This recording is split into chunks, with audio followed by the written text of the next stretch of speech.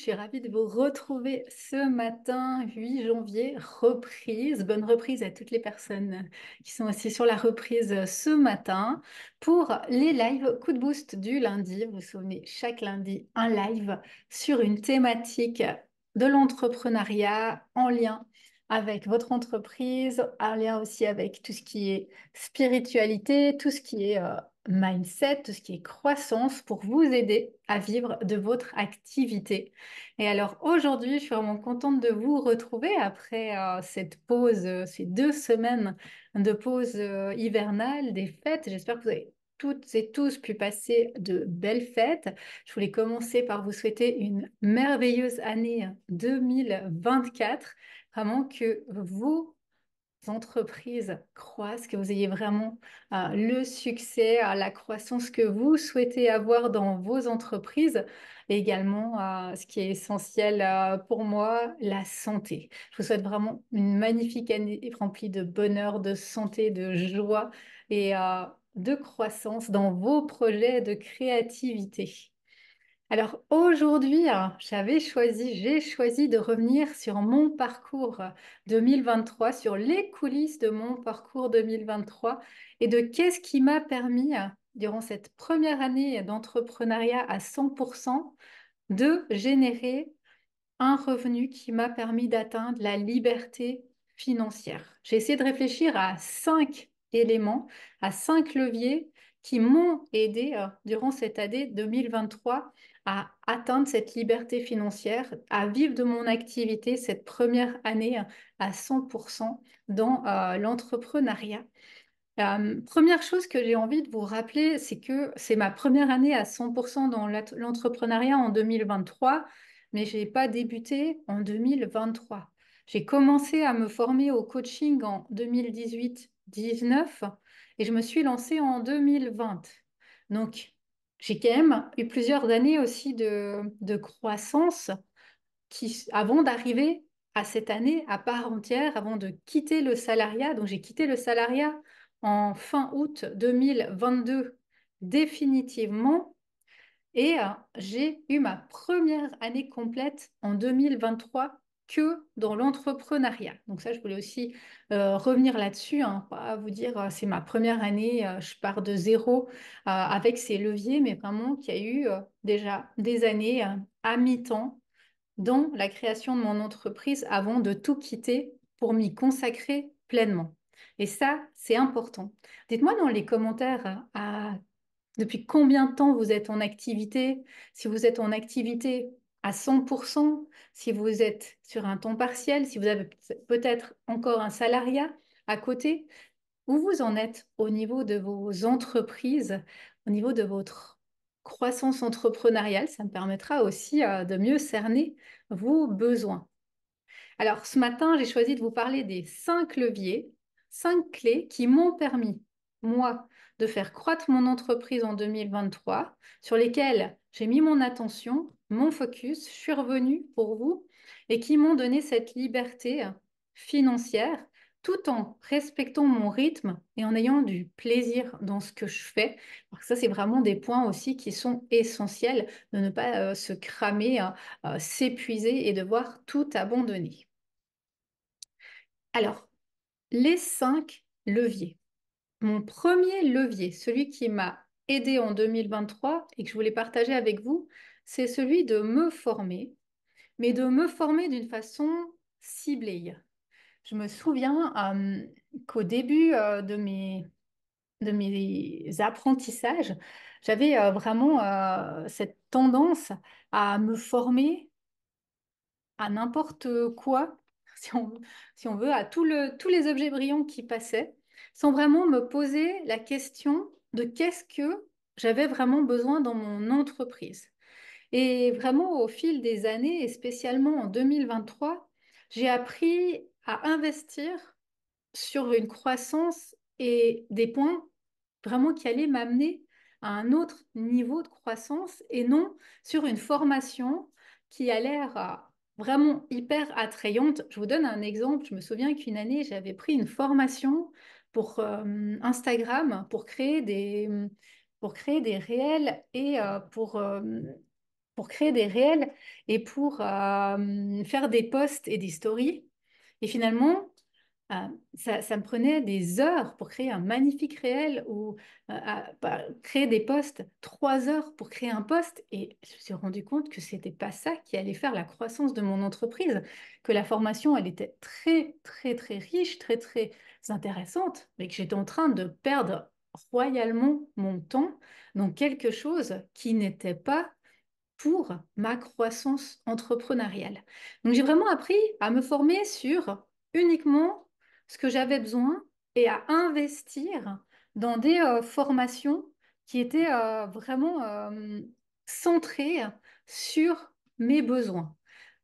Au début de l'année, je prends vraiment du temps pour faire un bilan. Ça, je vous ai parlé souvent à la fin de l'année 2023.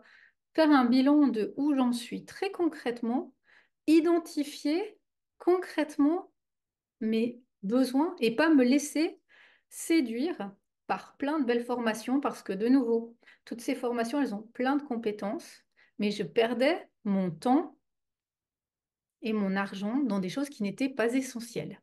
Et me dire, qu'est-ce que je peux faire très concrètement pour mon entreprise, pour mes besoins de croissance en 2023 pour ne pas perdre du temps et vraiment aller vers ce qui me correspond.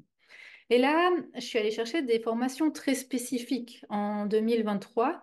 Par exemple, j'ai investi dans une formation sur ChatGPT. Il y a toute cette intelligence artificielle qui est arrivée. Je me suis dit, mais maintenant, il y a cette intelligence qui est là. Comment je peux l'utiliser pour mon entreprise? Ça a été une des formations que j'ai prises, une formation sur ChatGPT. Je me suis formée à la vente aussi. J'ai senti qu'on voilà, on n'est pas né vendeur, c'était loin d'être dans mes zones de génie. Et j'ai suivi des formations, une formation qui était vraiment spécifique à cette thématique où je voyais qu'il y avait un manque pour moi. J'ai aussi suivi une formation pour organiser des challenges. Je disais, ben, j'aime les challenges, j'aime faire des défis et pour mes lancements, j'ai envie d'aller là. Et je suis allée me former pour faire des challenges. Ça a été mes investissements, par exemple, niveau formation en 2023, qui ont été très spécifiques par rapport à ce que moi, j'avais besoin. Et aussi, j'ai appris à voir le budget que j'avais pour justement ne pas me perdre puis me dire, ah bah mince, maintenant j'ai investi dans telle formation, j'ai plus assez pour faire ça qui m'aurait vraiment été utile, mais vraiment à mettre mon budget au bon endroit justement et ne pas perdre mon budget dans n'importe quelle formation et avec ces bilans, aller identifier précisément mes besoins et ne pas céder à l'attrait de l'objet brillant. Ce que moi j'ai appris, c'est que j'aimais le groupe et que j'aimais l'accompagnement 1-1. C'était vraiment ce dont j'avais besoin. Je m'excuse, j'ai des petits problèmes de caméra.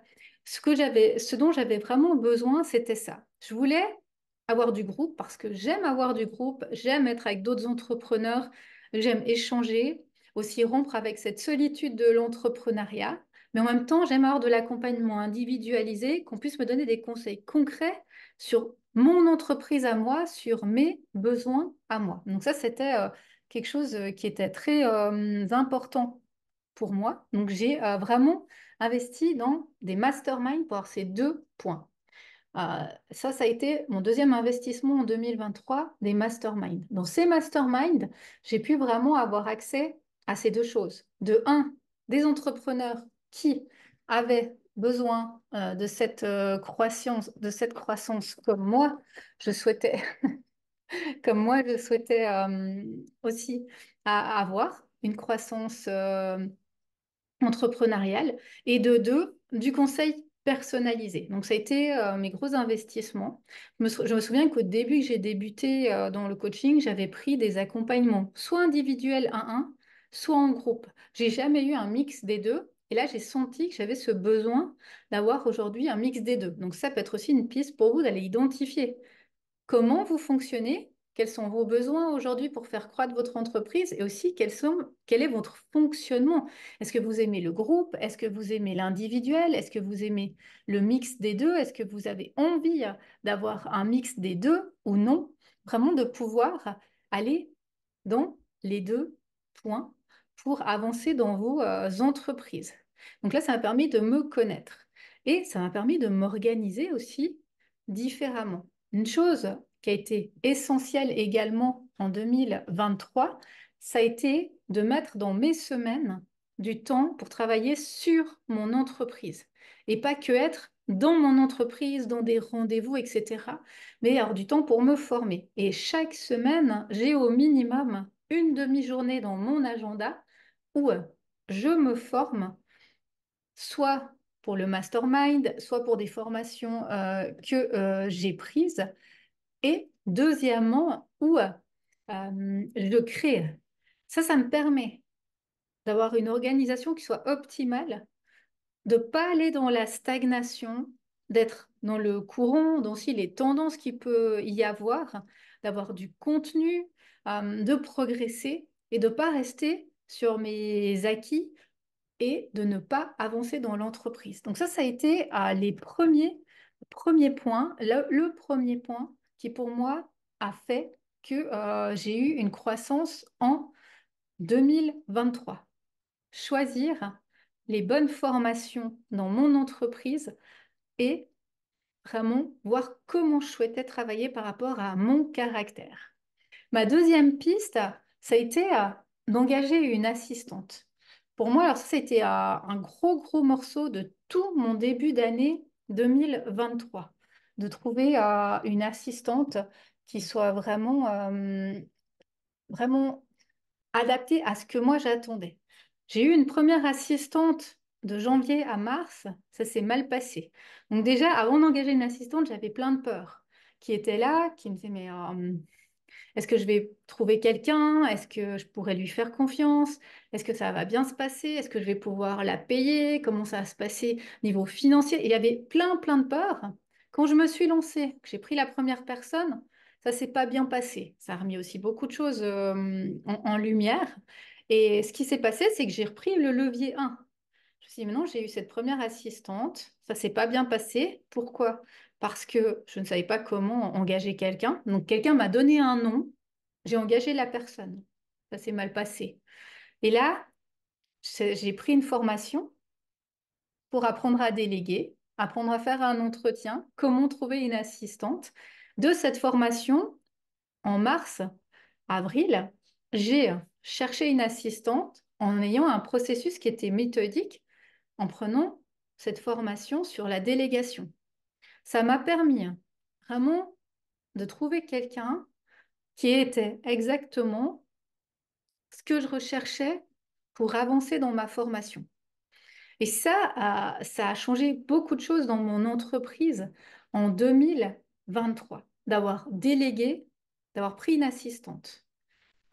Ce que j'ai commencé à faire au niveau délégation, c'est que j'ai listé tout ce que je faisais moi dans mon entreprise. Ça allait de la création de contenu à des lives, à des formations, au coaching. J'ai listé tout ce que je faisais dans mon entreprise. Et ensuite, j'ai fait deux colonnes.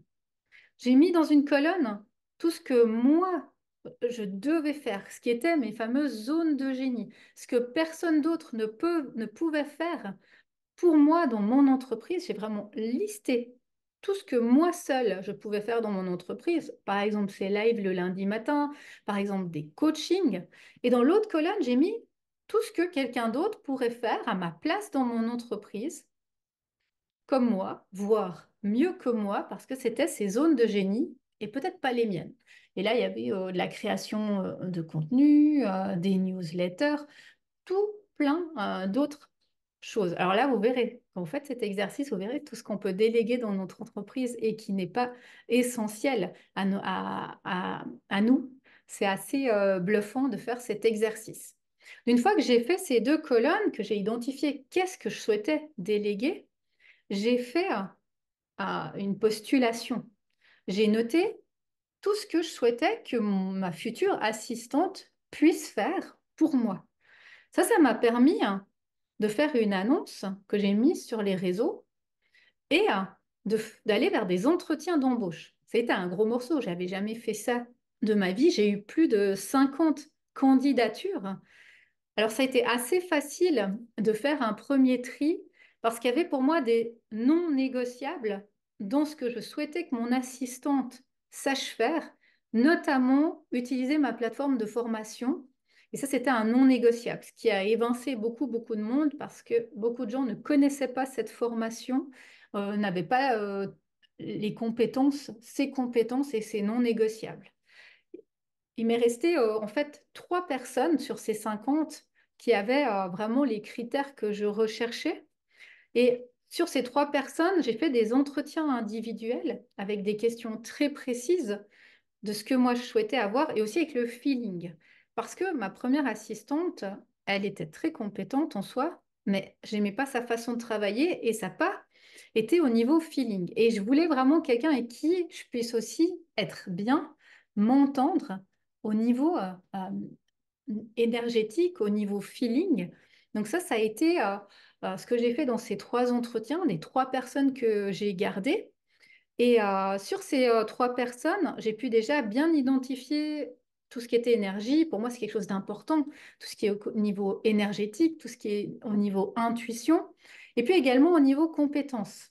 Et à chacune, je leur ai demandé 2, 3 tâches pour aller valider leurs compétences.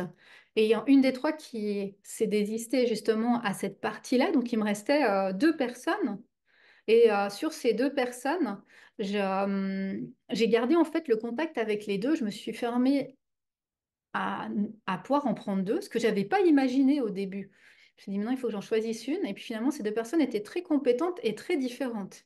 Ce qui fait qu'une des personnes est devenue mon assistante officielle, que vous connaissez peut-être, qui est Vanessa et qui, elle, avait déjà de l'expérience et coach également. C'est ce qui m'a plu, le fait qu'elle soit coach.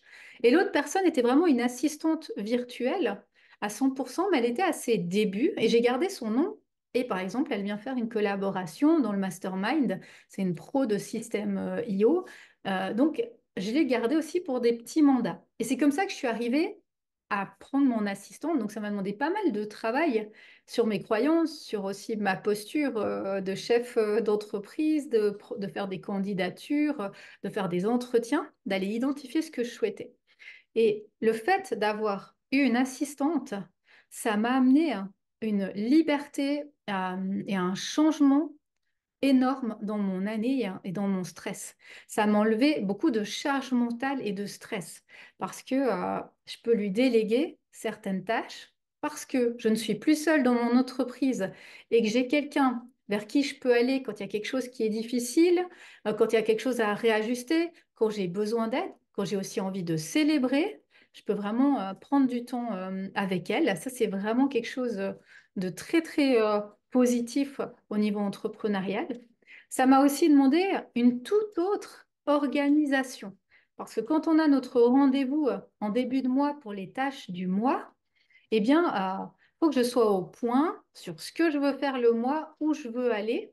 Et ça m'a aussi permis de beaucoup moins procrastiner. Parce que si je lui dis qu'on fait telle offre, tel lancement ou telle chose à tel moment, eh bien, je ne peux pas ensuite ne pas le faire. Elle a besoin des informations. Ça m'a amené aussi beaucoup de clarté dans mes offres parce que en début de mois, je dois lui expliquer ce qu'on va faire, comment je fonctionne. Et là, j'ai vu qu'il y avait plein de failles dans mon entreprise. J'avais aucun processus et beaucoup de choses qui étaient au feeling. Vous savez comment c'est, dans notre tête, tout est clair, mais quand on doit l'expliquer à quelqu'un d'autre, bah, c'est là qu'on se rend compte que peut-être c'est pas si clair que ça où on veut aller. Donc vraiment, le fait d'avoir engagé quelqu'un, ça m'a amené beaucoup de points forts. Ça m'a permis de lâcher beaucoup de pression, beaucoup de stress. Et puis, ça m'a aussi permis d'aller identifier ses zones de génie à elle au fil du temps, de pouvoir lui donner des tâches très concrètes où j'ai vu, bah, c'est là qu'elle est compétente, c'est là que je vais l'amener et de me dire, bah, là, elle est moins compétente, je peux peut-être déléguer à quelqu'un d'autre. C'est ce qui a été le cas cette année, par exemple, tout ce qui est copywriting. À un moment, elle me l'a dit et j'ai vu, c'était pas forcément ses zones de génie. J'ai pris un copywriter pour cette partie-là. Sur System.io formation, j'ai pris cette deuxième assistante que j'avais eue en entretien.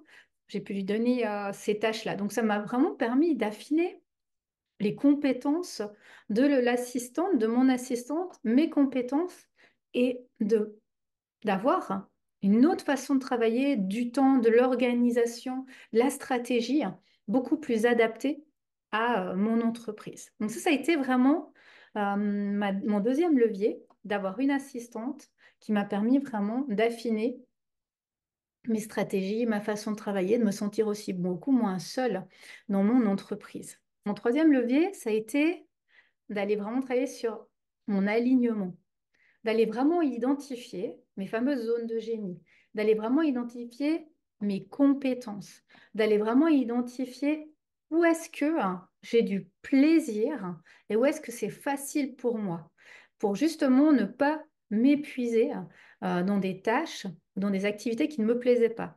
En ayant cet alignement, j'ai pu déléguer certaines choses à mon assistante qui étaient fatigantes pour moi. J'ai pu ajuster mes offres vers ce qui étaient mes compétences. J'ai pu ajuster, aller chercher mes clients de cœur, ce que je souhaitais amener.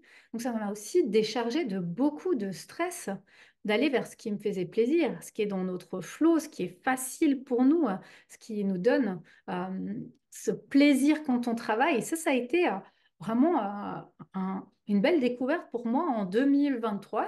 C'est vraiment qui était hors de mes croyances, hors de mes croyances. J'avais vraiment ces croyances qu'il fallait travailler dur, que c'était difficile. Et puis non, ça pouvait être simple, ça pouvait être fluide. En allant identifier ça, j'ai pu identifier que moi, j'aimais les conférences, j'aimais parler devant des gens, j'aimais transmettre. Ça venait certainement de mon ancien travail d'enseignante, c'est ce qui me plaisait, de transmettre, d'échanger. Ça venait aussi, je vous ai dit avant que j'aime le groupe, que j'aime partager. Ça vient aussi dans mes valeurs, ce partage. Donc vraiment, j'ai pu affiner mes compétences et les mettre en lien avec mes valeurs principales de partage, d'authenticité, de liberté, de spiritualité. J'ai vraiment pu avoir cette harmonie entre ce que je souhaitais proposer, les actions que je souhaitais mettre en place, mon alignement, mes valeurs, mes convictions profondes. Et ça m'a beaucoup, beaucoup aidé dans mon travail et dans ne pas aller dans cet épuisement à faire des choses que j'avais pas envie de faire. Donc, je suis allée dans des salons, par exemple, et là, j'ai pu apprendre à faire comme je le souhaitais dans ces salons, à communiquer à ma façon, à ma couleur, avec ma personnalité. J'ai été dans des réseautages, j'avais envie d'avoir ce lien avec d'autres en professionnels, d'autres entrepreneurs, d'autres thérapeutes. Et ça a été des moments qui m'ont beaucoup plu en 2023 et qui ont été vraiment nouveaux. Tout ce qui était réseautage, salon, conférences, qui m'ont permis de pleinement m'épanouir et qui m'ont permis également d'ajuster ma communication, d'ajuster mes stratégies par rapport à mes suivis. Donc voilà pour cette troisième clé, ce troisième levier qui a été pour moi l'alignement à qui je suis, à mes valeurs, à mes compétences pour aller dans ce plaisir. Ça a été essentiel et ça a changé aussi beaucoup de choses, spécialement sur tout ce qui était de mon énergie, ne pas m'épuiser, ne pas faire des choses qui ne me correspondaient pas, ne pas me fatiguer inutilement, mais vraiment d'aller vers ce qui m'épanouissait et était dans mes zones de génie. Mon quatrième levier, ça a été de développer l'offre signature. Ça a été vraiment d'aller identifier encore plus précisément qui était mon client idéal, quel était mon programme, mon offre signature pour pouvoir me démarquer sur le marché, pour pouvoir prendre ma place sur le marché, avancer aussi dans les salons, vraiment avoir une communication qui soit différente, qui me corresponde et qui puisse être alignée à cette offre signature. Ça m'a permis vraiment d'aller affiner ma connaissance des besoins de mes clients. Qu'est-ce qu'ils ont comme problématique? Qu'est-ce qu'ils ont comme besoin? De pouvoir leur offrir cette prestation de création d'offre signature et de pouvoir vraiment leur offrir un suivi qui soit individualisé, justement, propre à leurs besoins et qui leur permettent de vivre à leur tour de leur activité, qui leur permettent d'avoir cette autonomie financière, d'avoir également ce que moi j'ai pu mettre en place. Donc, ça a été aussi la grande clé que d'affiner mon offre. Au lieu de me perdre, à aller vers plein d'offres, à perdre le focus, à être dans cette peur, dans ce stress, de me dire avec qui j'ai envie de travailler, qu'est-ce que j'ai envie de faire, c'est où mes zones de génie, et de pouvoir créer des programmes et ensuite une communication qui soit vraiment liée à cette offre signature, à mes clients idéaux. Ça a été un grand, grand point de changement. Ça m'a permis également d'avoir des revenus qui sont récurrents et de quitter le stress financier. Parce qu'en faisant mon offre signature, j'ai des programmes qui ont une durée et ensuite, de par cette durée, je sais que chaque mois, durant tant de temps, il y a tant d'entrées par mois.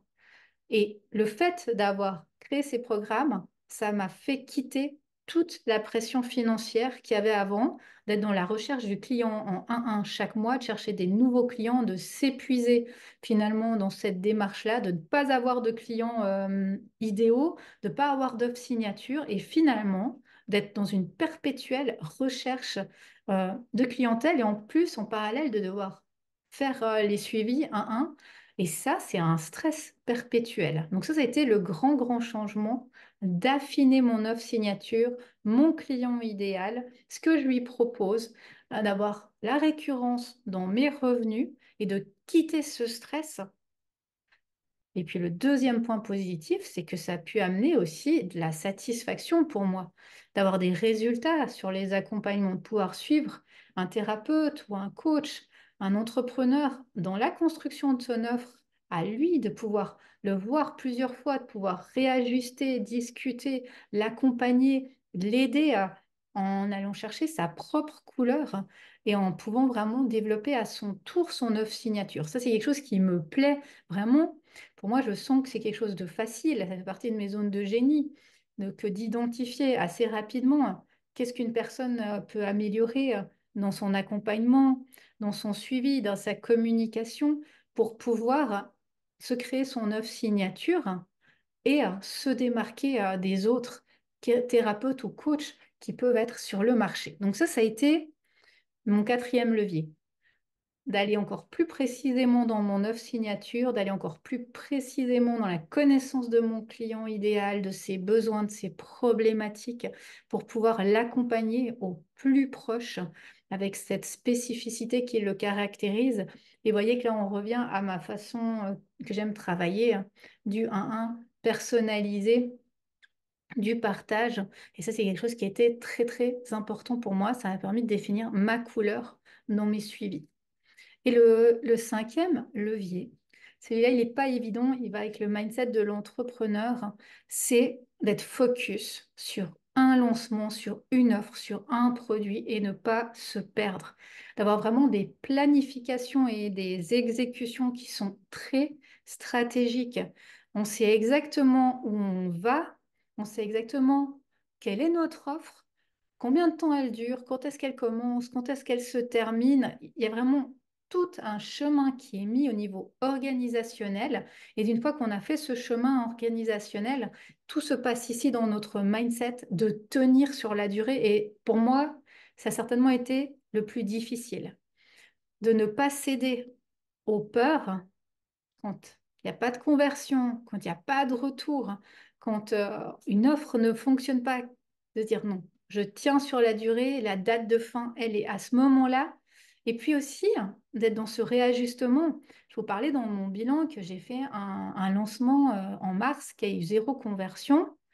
Eh bien, j'ai pris mon mindset, j'ai regardé qu'est-ce qui n'avait pas fonctionné, pourquoi, qu'est-ce que je pouvais réajuster.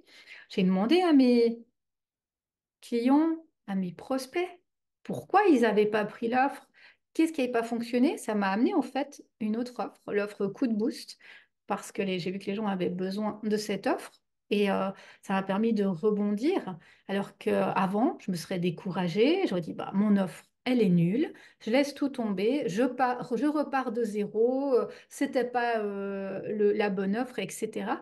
Et là, vraiment, non. J'ai fait ce défi, il y a eu zéro conversion, j'ai demandé l'avis de mes clients, j'ai recréé une offre, elle a cartonné l'été et ça a été vraiment un grand point que j'aurais pas su faire avant. Donc apprendre à se réajuster, à faire des bilans, à tenir sur la longueur, à pas se décourager, à pas tout recréer de zéro, mais vraiment l'ajustement. Et ça, c'est aussi un point qui est important quand on est accompagné, justement, d'avoir une approche d'un professionnel, d'un mentor, d'un coach qui vient nous dire, bien là, tu pourrais mettre ça en place, tu pourrais poser ce questionnaire. Si j'ai pu faire tout ça, c'est parce que j'étais dans un mastermind et que quand je suis allée en mastermind, que j'ai déposé ce qui s'était passé, on m'a dit, ah, tu devrais peut-être faire ça. Ah, tu as essayé de faire ça. Ah, mais demande à tes clients. Et le fait d'avoir cet accompagnement m'a permis d'avancer et de rebondir et pas de rester dans mon coin en me disant, mais ce que je fais, c'est nul, je vais jamais y arriver. En plus, c'était mars, le début de l'année, hein. C'est-à-dire, en fait, faut tout que je revoie. Non, je reste focus, je garde mon mindset, j'y crois et ça fonctionne. Et ça, c'est vraiment un des points qui a changé toute ma perspective et toute ma croissance. Et d'y croire jusqu'au dernier moment. Parce que euh, la conversion, elle se fait jusqu'au dernier moment.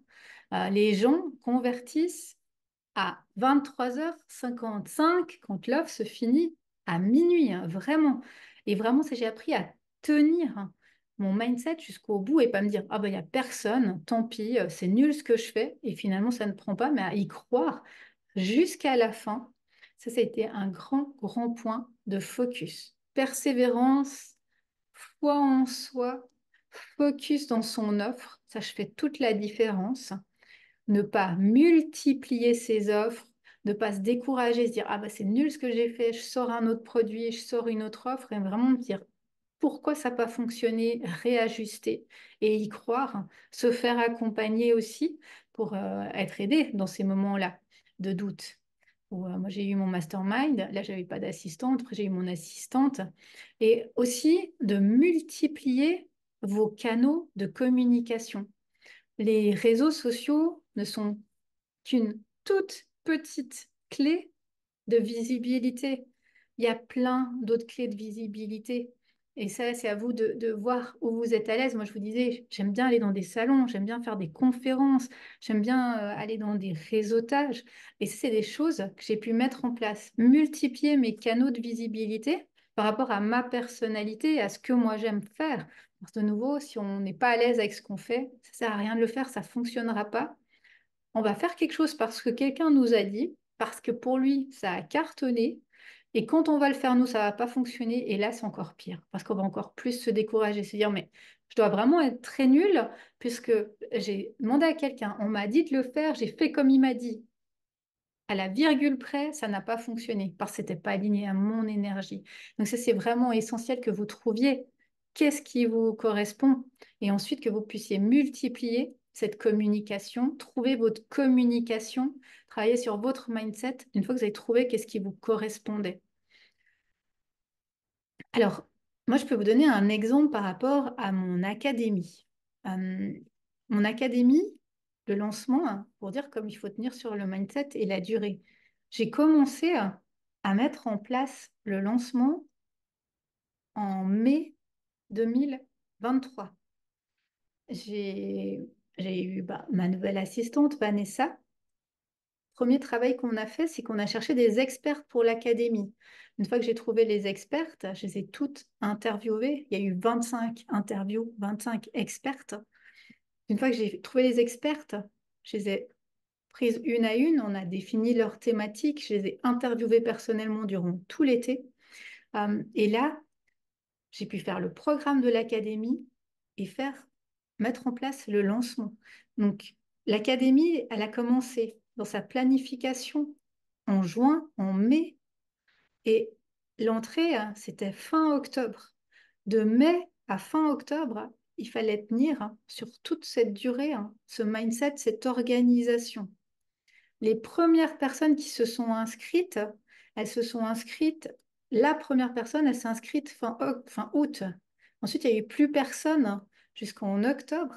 Et les dernières, elles se sont inscrites même après la fermeture des portes le lendemain. Donc, pour vous dire qu'il y a eu tout un moment là où j'avais mis en place plein d'actions et qu'il n'y avait rien qui se passait dans le concret. Que c'est là que tout se passe dans notre mindset, de se dire, mais qu'est-ce que je fais? Il y a quelque chose qui ne va pas, il n'y a personne qui vient. Et non, de tenir le focus, d'y croire et que tout arrive au bon moment.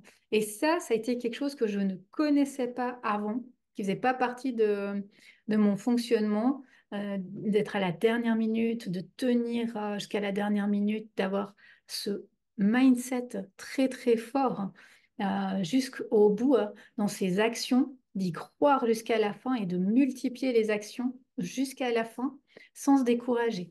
Donc ça a été tout ce travail de mindset entrepreneurial, de tenir sur la distance, d'être aussi toujours accompagné, hein, soit dans mes masterminds, en accompagnement par des amis entrepreneurs, ça c'était des choses essentielles qui m'ont permis d'avoir ces résultats, d'avoir cette croissance. Et surtout dans ce laps de temps, de ne pas aller multiplier mes offres en me disant, ça fonctionne pas, faut à tout prix que je fasse quelque chose d'autre, faut que je sorte quelque chose d'autre parce que ça ne fonctionne pas, mais vraiment de se dire, OK, je tiens, ça va fonctionner et ça a été le cas. Et ça, j'aurais jamais su faire avant. J'avais plein d'offres avant. Je multipliais les ateliers, je n'avais pas vraiment de clients idéaux. Je multipliais des fois des partenariats, des collaborations, mais tout ça a été drivé par ma peur du manque. Donc ça a été le grand game changer, le grand changement pour moi en 2023. Focus jusqu'au dernier moment, voire après. Tant que le lancement n'est pas terminé, rien n'est terminé. Quand je pars sur une offre, je tiens cette offre sur une durée. Je ne me laisse pas prendre par mes peurs, par mon mental. Vraiment, là, j'en suis sûre. Maintenant, j'ai suivi des dizaines et des dizaines d'entrepreneurs. J'ai vu aussi depuis 2020 des dizaines et des dizaines d'entrepreneurs qui se sont cramés, qui ont fait des avancées comme ça et qui se sont écroulés justement parce qu'ils ont été à fond, ils ne se sont pas écoutés et ils ont eu une énorme croissance et puis finalement ils se sont épuisés, ils sont allés au burn-out. Donc vraiment, ce mindset-là, ces clés-là, j'en suis certaine aujourd'hui, c'est ce qui amène à des résultats. Et c'est certainement ce qu'il y a de plus difficile à tenir. Vous pouvez juste penser à cette période de début d'année, vous le savez, on est en début d'année, on est tout feu, tout flamme. Les salles de sport, elles sont remplies, les gens, ils partent tous sur des nouvelles hygiènes de vie, des régimes, des changements. Mais le changement, il est difficile et pour tenir sur la durée, ça demande d'avoir ici dans notre mental cette croissance. Et si c'était facile, ça se saurait. Il n'y aurait pas autant peu de personnes qui arriveraient à tenir leur résolution. Là, il n'y aurait pas toutes ces salles de sport qui sont pleines en janvier et qui sont vides en mars. Donc, vraiment de vous dire que le changement, il passe par notre mindset et que c'est nous qui, par ces récurrences, par ces routines, par ce travail sur nous, on va pouvoir croître, faire croître nos projets et notre entreprise.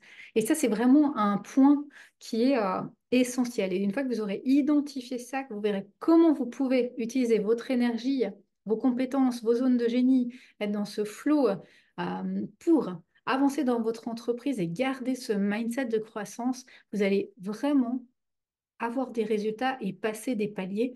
Et c'est vraiment là que ça se passe. Et c'est pas dans des super réels, des stories, une formation de tel type qui va m'amener 10 cas par mois avec 50 clients qui tombent du ciel. Vraiment, tout se passe ici dans ce mindset.